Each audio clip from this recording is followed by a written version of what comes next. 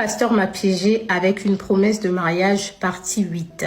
Nous sommes dans la chambre et là on est en intimité. Il veut vraiment qu'on fasse ces choses-là et je lui fais comprendre que j'aimerais qu'on puisse se préserver jusqu'au mariage et j'essaye même de le convaincre si possible d'arranger les choses avec sa madame. Il me fait comprendre une fois de plus que du côté de sa madame c'est bon. Après la réunion qu'ils avaient eu à avoir avec son père spirituel, c'est confirmé que voilà, les choses ne vont plus s'arranger, ils ne vont plus se remettre ensemble et que maintenant il veut avancer avec moi.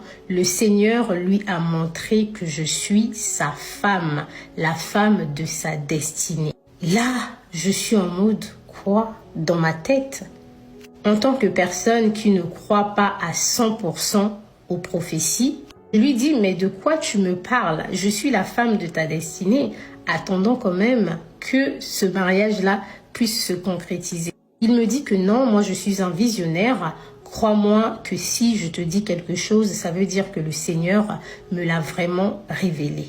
Vous savez, les filles, les hommes et toutes les personnes qui me suivent, j'ai une règle d'or. C'est que moi, Eunice Obi, je ne me mets jamais dans une situation au point où je me retrouve dans une chambre d'hôtel avec un homme si je sais pertinemment que je ne veux qu'il ne se passe rien avec cette personne-là.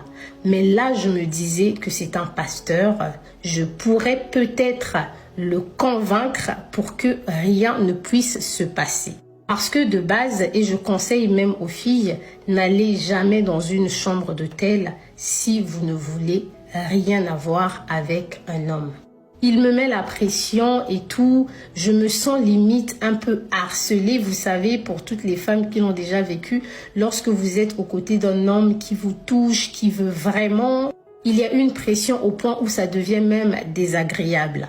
Et là, je lui propose déjà un massage parce que de base, souvenez-vous, il m'avait dit qu'il dormait dans son canapé et souvent il dormait à l'église et qu'il avait vraiment des maux de dos et des maux de rein. Avec l'huile que j'avais pris au centre commercial et tout, qui sentait très bon, de l'huile d'olive, je lui fais un très bon massage. C'est drôle parce qu'il y a un moment, il me dit même que waouh, tes mains, c'est comme des éponges et tout, c'est tellement doux, tout ça là. Mais je sais que j'ai des mains de fée quand même. Je suis une coiffeuse qui coiffe et les gens n'ont pas du tout mal. Le fait qu'il puisse avoir un souci avec ce truc-là, l'anaconda, désolé les filles, ne me jugez pas, mais si je n'en parle pas, mon témoignage ne peut pas être complet. Ça fait que je me dis déjà que si je vais plus loin avec lui, en fait, ça va beaucoup plus lui profiter. Et moi, en tant que femme, j'aurais juste travaillé, faire un travail pour lui. Et moi, je ne vais profiter de rien. Mais je me dis, ok, je vais quand même, lui faire plaisir. Je dédicace son micro, ça c'est pour ceux qui connaissent le terme. Et c'était déjà assez pour le calmer. Et la nuit passe, on dort et voilà, nous sommes au lendemain matin. Le lendemain matin, il se lève déjà très tôt, il s'apprête et tout pendant que moi je suis dans la douche en train de me maquiller parce qu'on est le 29, c'est le jour de mon anniversaire. Il est au téléphone et tout avec 2-3 amis à lui à qui il raconte comment s'est passée notre soirée. De mon côté, j'étais quand même un peu frustrée, je dis waouh, un adulte qui est aussi indiscret, c'est pas possible. Je lui fais la remarque, je lui dis que ce qui s'est passé entre nous cette nuit et tout, tu n'as pas du tout besoin d'appeler les gens et tout pour le dire. Il dit que non, j'ai envie de les appeler parce que ils savent ce qui se passe entre moi et ma madame et tout ça là. Je veux juste leur faire comprendre que la nuit s'est très bien passée entre toi et moi. Est-ce que tu penses que moi je suis une personne qui a l'anaconda, qui ne donne pas? Moi, je lui dis, je lui booste, vous comprenez, je lui remets en fait sa véracité. Parce que j'avais trouvé ça assez désagréable que sa femme lui dise que l'anaconda, ce n'était plus ça. Je lui dis non, t'inquiète et tout est bon, mais vas-y quoi, avec le temps et toi et moi, les choses iront encore mieux, on pourra mieux profiter. Je lui dis, tu n'as pas besoin d'en parler à tout le monde comme ça. Le fait que tu puisses passer des appels, pour moi, ce n'est pas du tout propre parce que je suis une femme et tout, et comment je serais vue par tes amis. Ce qui se passe entre toi et moi dans l'intimité, tes amis n'ont pas du tout besoin de le savoir. Il me dit, ouais, c'est vrai, tu as raison. Et là, je suis dans la douche en train de me maquiller. Je suis au téléphone avec ma meilleure pote qui est au bled. Je lui dis, ouais, pour mon anniversaire, j'ai reçu un cadeau de l'iPhone 16 et tout. Franchement, c'est tout ce que je voulais. Du moment où je n'ai pas dépensé mon argent pour l'acheter, crois-moi que je suis juste contente parce que déjà de base, mes téléphones, je lui avais fait comprendre que mon iPhone 11 que j'avais avant, c'était le père de mon fils qui l'avait acheté. Donc lui, pour augmenter le niveau et tout, il vient me prendre l'iPhone 16 et nous sommes en mai. L'iPhone 17 n'est pas encore sorti, donc l'iPhone 16, c'est le tout dernier iPhone. Et ma copine me dit, mais le monsieur dont tu me parles, Eunice, c'est qui et tout? Tu ne m'as jamais parlé de lui. Et je mentionne le nom de ce monsieur. Elle me dit, ouais, Eunice, mais j'ai l'habitude de tomber sur les vidéos de sa madame et tout sur les réseaux. Moi, je dis oui et je lui explique et tout. Voilà, ils sont en instance de divorce, nanana. Après, elle me dit, ouais, t'es sûre qu'ils vont se séparer et tout. Moi, j'ai dit, Mago, on regarde comment les choses vont avancer.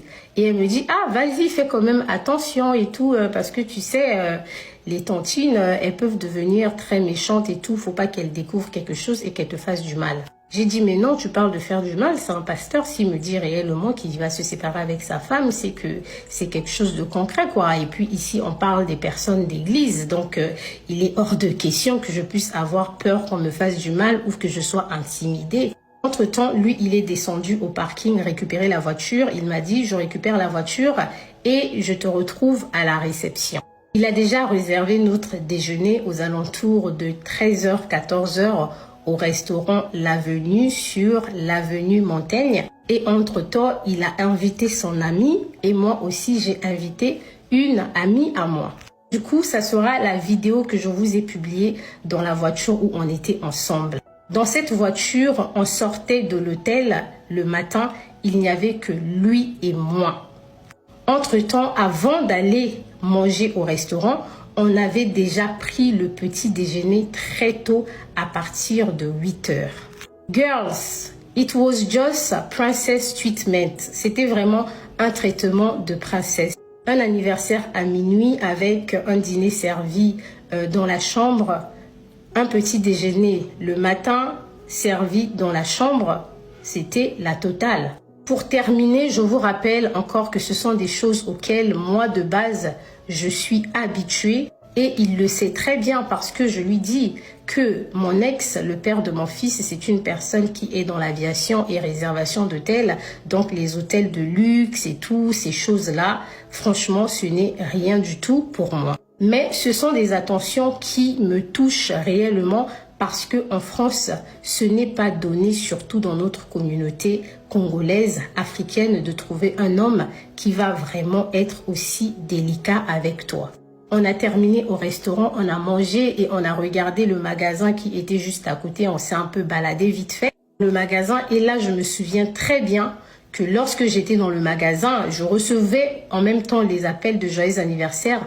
Ma grande sœur m'a appelée et c'est la première fois que je lui parle de ce monsieur. Je dis, je suis en train de vivre ma best life, je vois pour quelqu'un et pour mon anniversaire, il m'a ramené à l'avenue Montaigne, il m'a même offert l'iPhone 16. Et tranquillement, on rentre, lui et moi, accompagnés de son ami au centre commercial.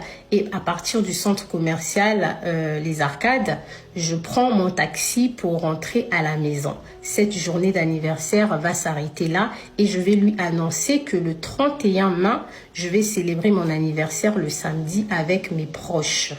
Et il me dit, est-ce que je suis invitée? Et là, je lui dis, tu veux réellement venir? Il me dit, et là aussi, il me fait comprendre que le samedi, il aimerait faire partie de mes invités. Vous sentez que le pasteur me donne vraiment l'impression qu'il veut faire partie de ma vie et connaître les personnes autour de moi. On reste connecté, la famille. Encore merci. On se donne rendez-vous dans la partie 9.